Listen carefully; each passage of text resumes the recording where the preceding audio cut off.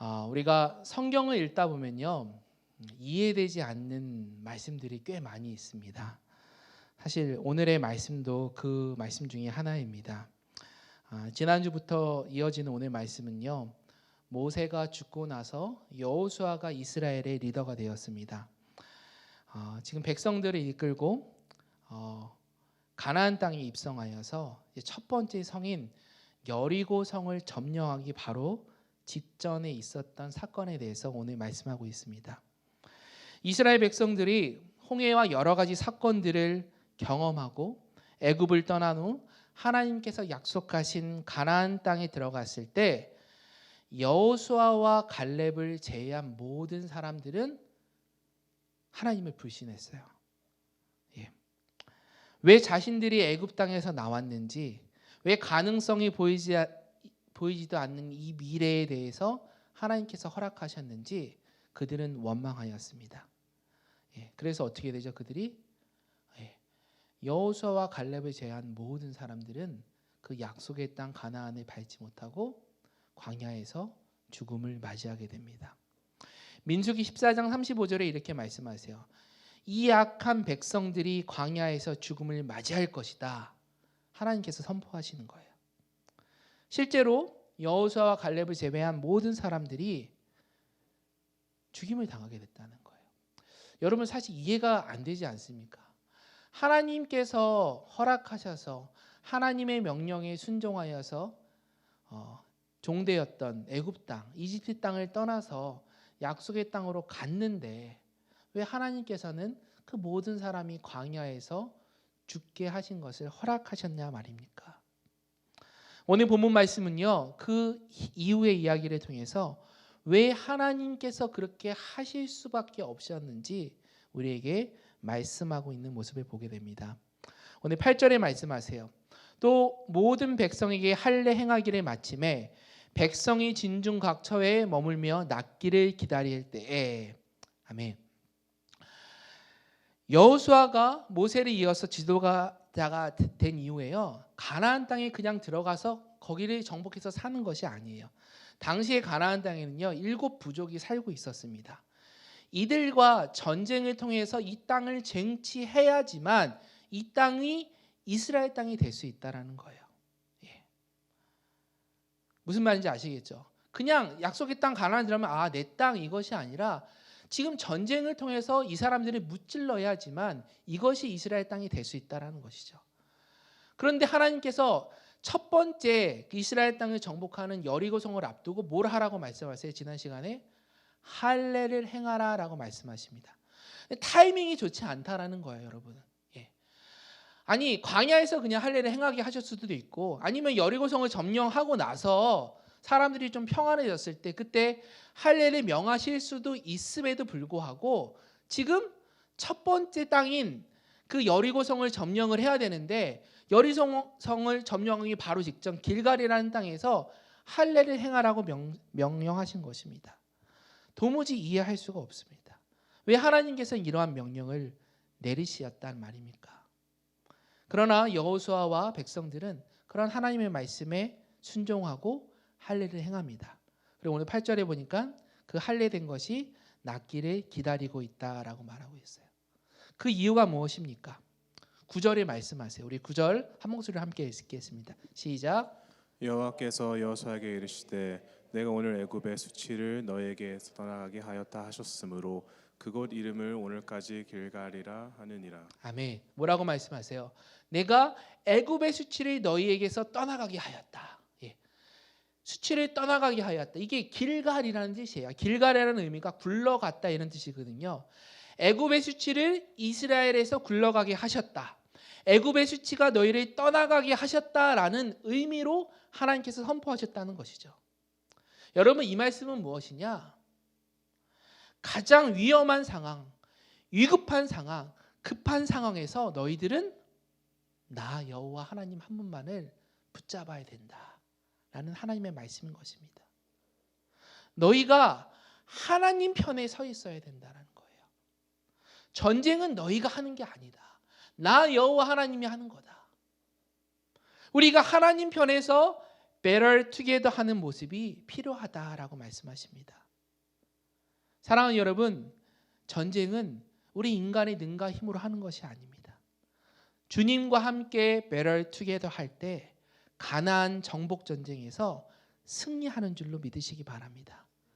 하나님께서 주인이 되셔야 되는 거예요. 하나님께서 하시는 전쟁이 돼야 되는 거예요. 우리가 너무나 잘 아는 기드온 이야기 아시죠? 기드온이 지금 18만 5천이나 되는 미디안 군사가 앞에 있어요. 근데 몇 명의 군사를 뽑죠? 딱 300명의 군사만을 뽑습니다. 그리고 이들이 전쟁에 참여하는데 어떻게 해요? 한 손에는 나팔을 들고 한 손에는 횃불을 담은 항아리를 가지고 미디안 군사에게 나아갑니다. 여러분, 상식적으로 전쟁에 나가기 위해서는 칼과 방패를 가지고 전쟁에 나가는 게 맞아요. 무기를 가지고 나가는 게 맞아요. 그런데 나팔이 무게입니까? 횃불을 담은 항아리가 무기가 됩니까? 그렇지 않다라는 것이죠. 그 말씀은 뭐예요? 이 전쟁은 누가 하는 거다? 나 여호와 하나님이 하신다는 거예요. 너희들은 하나님이 하시는 그 일에 사용되어질 뿐이에요. 오늘도 똑같습니다. 왜 하나님께서 할례를 명하시고 그것이 낫기를 기다리게 하시니까? 남자분들 할례 받으면 아시잖아요. 며칠 동안은 움직일 수 없다라는 거예요. 지금 바로 다음 주면은 여리고성이 무너져요, 여러분. 네, 목사님과 3주 뒤에 무너진다고 그러시더라고요. 예, 고난주간 부활주간 지나서 무너진다고 하시는데 여리고성이 무너지기 위해서는 전쟁을 해야 되는데 지금 어떻게 하는 거예요? 할례를 행하라라고 말씀하세요. 여러분, 하나님 안에서 전쟁은요 무기나 전투력으로 하는 것이 아닙니다. 하나님의 능력으로 하는 것입니다. 이것이 요단강 도하 직후에 할례를 명하신 하나님의 방법인 것입니다. 할례를 명하신 하나님의 본심은요, 전쟁은 너희가 하는 것이 아니다. 나 여호와가 하는 것이다 라는 하나님의 말씀인 것입니다. 우리가 살아가는 삶이 이러한 모습이 되었으면 좋겠습니다. 나의 미약한 능력이 아니라 하나님의 무한한 능력으로, 나의 짧은 지혜가 아니라 전능하신 하나님의 힘으로 살아갈 수 있는 이 한 주간이 될 수 있기를 간절히 소망합니다. 왜 이스라엘 사람들이 광야에서 약속의 땅, 믿음의 땅, 가나안을 보지 못하고 죽임을 당한 것입니까? 그들은 하나님을 잊어버렸어요. 하나님을 버렸습니다.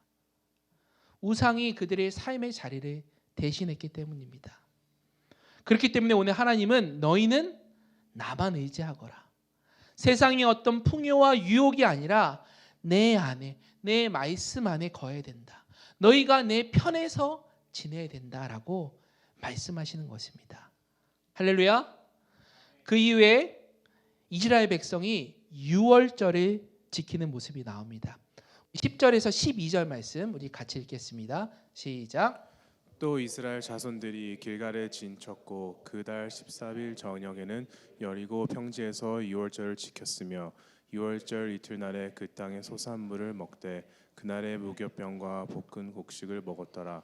또 그 땅의 소산물을 먹은 다음 날에 만나가 그쳤으니 이스라엘 사람들이 다시는 만나를 얻지 못하였고 그의 가나안 땅에 소출을 먹었더라. 아멘. 이스라엘 백성이 이제 유월절을 지키는 모습이 등장합니다. 그런데 이때 너무나 큰 문제가 발생하기 시작합니다. 하나님께서 40년 동안 광야 생활 동안 허락하셨던 만나가 딱 끊기는 거예요.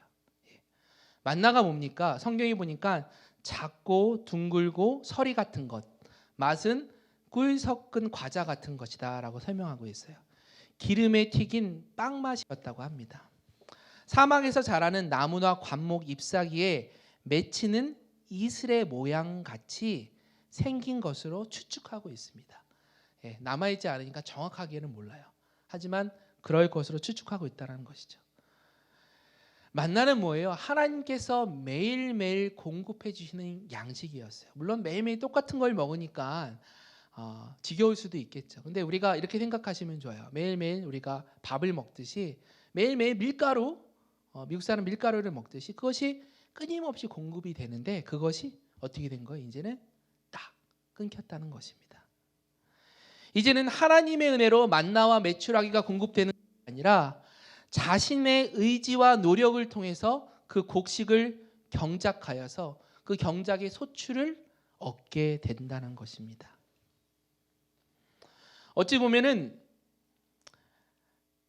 지금까지는 은혜였어요. 하나님께서 내가 노력하지 않아도 부어주시는 은혜가 있었다는 거예요. 그러나 이제는 어때요? 내 노력과 수고를 통해서 내가 먹을 것을 경작해서 얻어야 된다는 것이죠. 어떻게 보면 더 많은 것들을 내려놔야 되는 상황에 도래한 것입니다. 사랑하는 여러분, 이전까지는 알지 못합니다. 이스라엘 백성들은 지금까지 하나님께서 부어주신 은혜가 있었어요. 그러나 그 은혜를 깨닫지 못했어요. 그러나 그것이 딱 끊기는 순간 이것이 하나님의 은혜였구나 깨닫게 되었다는 사실이죠. 여러분 한번 당장 생각해 보세요. 직장생활 힘드시죠? 일하시는 것이 얼마나 어렵습니까? 그런데 내가 정말 일할 곳이 없어서 직장생활이 딱 멈추게 되면 어떻게 되나요? 월급이 딱 끊겨요. 내가 일하는 게 은혜였구나 라고 느끼시지 않으시겠어요? 지금까지 하나님께서 우리에게 부어주시는 수많은 은혜들이 있습니다. 그러나 그것이 너무나 많다 보니까 우리는 깨닫지 못하고 인지하지 못하고 살아갈 때가 너무나 많이 있다는 거예요. 여러분, 내가 살 수 있는 집이 있다는 것, 지금 함께 신앙생활할 수 있는 옆에 동료가 있다는 것, 일할 수 있는 건강을 주셨다는 것, 이것이 하나님의 은혜입니다. 이러한 사건들 속에서 여호수아는 여리고성을 향해 점점 더 가까이 진행하게 됩니다. 그런데 그때 어떤 칼든 한 사람이 여호수아 앞에 나타나기 시작합니다. 5장 13절에서 15절 말씀이에요. 우리 같이 읽겠습니다. 시작. 여호수아가 여리고에 가까이 이르렀을 때 눈을 들어 본즉 한 사람이 칼을 빼어 손에 들고 마주 서 있는지라. 여호수아가 나아가서 그에게 묻되 너는 우리를 위하느냐 우리의 적들을 위하느냐 하니 그가 이르되 아니라 나는 여호와의 군대 대장으로 지금 왔느니라 하는지라. 여호수아가 얼굴을 땅에 대고 엎드려 절하고 그에게 이르되 내 주여 종에게 무슨 말씀을 하려 하시나이까. 여호와의 군대 대장이 여호수아에게 이르되 내 발에서 신을 벗으라. 내가 선 곳은 거룩하니라 하니 여호수아가 그대로 행하니라. 아멘. 한 사람이 여호수아가 길을 가는데 거기를 딱 맞는 거예요. 그러자 여호수아가 깜짝 놀란 말합니다. 너 누구냐? 너 우리 편이냐? 상대 편이냐? 우리 편이냐? 원수의 편이냐? 그때 여호와 하나님께서 보낸 한 사자가 대답합니다. 아니다. 그렇지 않다. 한국 성경에는 잘 모르지만 영어 성경에 보면 여기는 니더리라고 표현하고 있어요. 난 둘 다 아니라는 거예요. 네 편도 아니고 상대 편도 아니다. 그러면서 뭐라고 소개해요? 자기를 나는 여호와의 군대 대장이다 라고 밝힌 후에 여호수아를 향해서 신을 벗으라 라고 명합니다. 하나님께서 보낸 사자겠죠. 성경에서요, 신을 벗는다는 것은요, 내가 당신에게 서렌더합니다. 내가 당신에게 내 모든 권위와 내 모든 가진 권력을 다 내려놓습니다. 이런 내가 당신에게 항복합니다. 이런 뜻이거든요. 예수님께서 모세가 하나님께서 부르셨을 때 떨기나무에서 하나님의 현현을 보잖아요. 그때 하나님께서 뭐라고 말씀하세요? 그곳은 거룩한 곳이니 내 발에 신을 벗으라라고 말씀하시잖아요. 그 말은 뭐예요? 네가 나한테 서렌더 해야 된다. 복종해야 된다. 지금 같은 상황입니다. 룻기에서도 보면요, 나중에 보아스가 룻을 취하기 위해서 결혼하기 위해서 룻을 아내로 삼고자 하는데 보아스보다 좀 더 가까운 친족이 있었잖아요. 그 친족이 뭐예요? 자신의 신발을 벗어서 보아스에게 주잖아요. 그러니까 합법적으로 내 권한을 내가 포기합니다. 그러니까 옛날 근동 지방에 있었던 이런 계약하는 풍습이에요. 그런 모습들을 지금 보이고 있다는 것이죠. 또 한 가지 재미있는 사실은요, 오늘 분대 대장이라고 표현있는 이 구약에서의 이 사자의 모습을요, 예수 그리스도로 바라보는 그런 모습입니다. 참 아이러니하게요, 조슈아가 나중에 제수스가 제수아가 되고 제슈아가 지저스가 되는 거예요. 그러니까 구약의 히브리어의 조슈아가 헬라어의 지저스랑 같은 말이에요. 같은 말이에요. 사실 이 말에 저는 해석에 동의를 하는데요. 왜냐하면 이 군대의 대장이라는 사람이 사자가 여호수아가 절을 했을 때 이 절에 받는 모습을 보기 때문입니다. 사실 하나님께서 만드신 피조물은요 서로 절을 받지 않아요. 경배받지 않습니다. 성경에서 보면 요한이 천사에게 절하려고 했을 때 천사가 말하죠. 절하지 말아라. 나도 너와 같은 피조물이니 하나님께만 예배드려라 라고 계시록에 분명히 말씀하고 있어요. 근데 지금 여호와의 사자가 여호수아의 절을 받고 있잖아요. 그러니까 저는 이 사자가 예수님의 현현이 아닌가라고 생각해 볼 수 있다는 것이죠. 단순히 이 말씀은요 여호수아의 싸움을 도우시는 하나님의 모습이 아닙니다. 여호수아가 하나님 앞에서 자신의 권리를 포기하고 순종함으로써 내가 이제 하나님 편, 당신 편에 서겠습니다라는 자신의 풀리 내려놓는 사건에 대해서 이야기하고 있는 것입니다.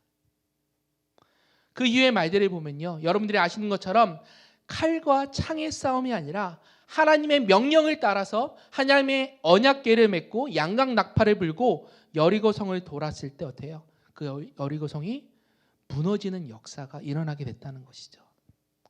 사랑하는 여러분, 전쟁은 하나님이 하시는 것입니다. 우리는 하나님 편에 서 있기만 하면 되는 것입니다. 남북정전 당시에 우리가 잘 아는 링컨 대통령, 그때는 장수였죠. 장군이었죠. 장군이 링컨에 대한 유명한 일화가 있습니다. 한 부하가 전쟁 중에 찾아와서 이렇게 말하는 거예요. 장군님, 하나님이 이번 전쟁에서 우리의 편이 되어주실까요? 라고 묻자 링컨이 이렇게 대답했습니다. 하나님이 우리의 편인가가 문제가 아니라 우리가 하나님 편인가 아닌가가 문제된 것이다. 의미심장한 말이죠. 우리는 언제나 나 중심으로 하나님을 끌어당겨와서 사용할 때가 얼마나 많은지 모르겠어요. 신앙생활에 있어서 하나님 내 편이 되어주세요라고 고백할 때가 너무나 많이 있습니다. 우리는 종종 이렇게 기도하죠. 하나님 내 편이 되어주세요. 내가 하는 이 일이 잘 되게 해주세요. 내가 좋은 직장을 갖게 해주세요. 내 기도와 이런 제목들을 주님 들어주세요. 물론 이런 것들을 놓고 우리가 기도해야죠. 그러나 정작 중요한 것은 내가 원하는 내가 바람에 따라서 하나님을 나의 그런 사용 가치로 끌어오는 것이 아니라 하나님 이것이 정말 하나님께서 원하시는 일입니까? 하나님께서 하시고자 하는 일입니까? 하나님께서 사용하시는 그 일에 내가 사용되어지기 원합니다. 내가 하나님 편에서 하나님의 뜻을 이뤄가면서 살아가길 원합니다. 라는 믿음의 고백이 우리 가운데 있어야 된다는 것이죠. 여러분, 날마다 내가 기도하는 모습이, 살아가는 모습이 정말 하나님께서 원하시는 모습인지, 하나님 편에서 내가 그 일을 행하고 있는 것인지 생각해 봐야 된다는 것이죠. 기독교인들의 오랜 난제 중에 하나는 하나님이 누구의 편이 되어주실까라는 질문입니다. 모든 사람들은 하나님이 자신의 편이 되기를 바라고 있습니다. 그리고 하나님이 자신들의 싸움을 지지하는지 그렇지 않은지 궁금해하고 있어요. 수많은 이민교회들의 문제죠. 여러분 이 뉴저지만 봐서요. 지난 3, 4년 사이에요. 소위 말하는 빅처치, 메가처치들 뭐 한국에 비교할 바는 안 되지만 500명이 넘는 메가처치가요. 4개가 쪼개졌어요. 이렇게. 하나님의 뜻일 수도 있죠. 얼마 전에는요. 뉴스를 보는데 같은 교회에서는데 교회가 갈라져서 예배실에서는 장로님을 따르는 무리들이 예배를 드리고 또 친교실에서는 목사님을 따르는 무리들이 같은 시간에 같이 예배를 드리는 거예요. 교회에서. 하나님 내 편이 되어주세요. 그러나 여러분 성경은 지속해서 우리에게 말씀하고 있습니다. 우리가 하나님 편에 서는 것이지 하나님이 우리 편에 서는 것이 아니라고 이야기합니다. 우리가 그리스도를 섬기는 것이지 그리스도가 우리를 섬기는 것이 아니라라고 성경은 분명히 말씀하고 있습니다. 우리의 질문이 바뀌어야 돼요. 내가 누구 편이냐가 아니라 내가 과연 모세처럼 여호수아처럼 하나님이 쓰실 만한 믿음의 사람으로 준비되어 있느냐, 내가 하나님의 편에 서 있느냐 하는 것이 더 중요하다는 사실입니다. 또한 우리가 자신의 창과 무기로 전쟁을 시작하려 할 때 많은 경우 하나님께서는 먼저 그것들을 내려놓게 하십니다. 왜냐하면 하나님의 영광이 나의 힘과 열정으로 인해서 생겨나는 것이 아니라 우리가 내려놓음으로 말미암아 하나님의 말씀 앞에 순종함으로 말미암아 그것이 드러나기 때문입니다. 성경은 분명히 말씀하세요. 전쟁은 우리 인간에게 속한 것이 아니라 하나님께 속한 것이다 라고 이야기합니다. 우리가 이따가도 찬양하겠지만 그런 찬양도 있죠. 전쟁은 하나님께 속한 것이니, 이런 찬양을 하기도 하죠. 우리의 삶이 내려놓음 가운데 하나님의 영광이 드러나기를 간절히 축원합니다. 말씀을 맺습니다. 여러분, 전쟁은요 결코 인간의 힘으로 하는 것이 아닙니다. 십자군 전쟁도 1, 2차 세계대전도 한국 전쟁도 오늘날 일어나고 있는 유크레인 전쟁도요, 인류를 바꿔놓는 수많은 사건과 전쟁, 그 가운데는 하나님의 섭리하심과 손길이 있었다는 사실이에요. 그런 하나님께서 오늘 저와 여러분에게 함께 하신다라고 말씀하십니다. 우리는 내려놓는 모습이 필요합니다. 하나님 편에서 하나님을 의지하는 모습이 필요합니다. 우리가 코로나 시대를 지내고 포스트 팬데믹 상황 가운데 지내고 있습니다.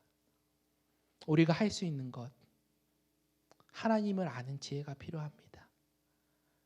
하나님 편에서 better together 할 수 있기를 간절히 축원합니다.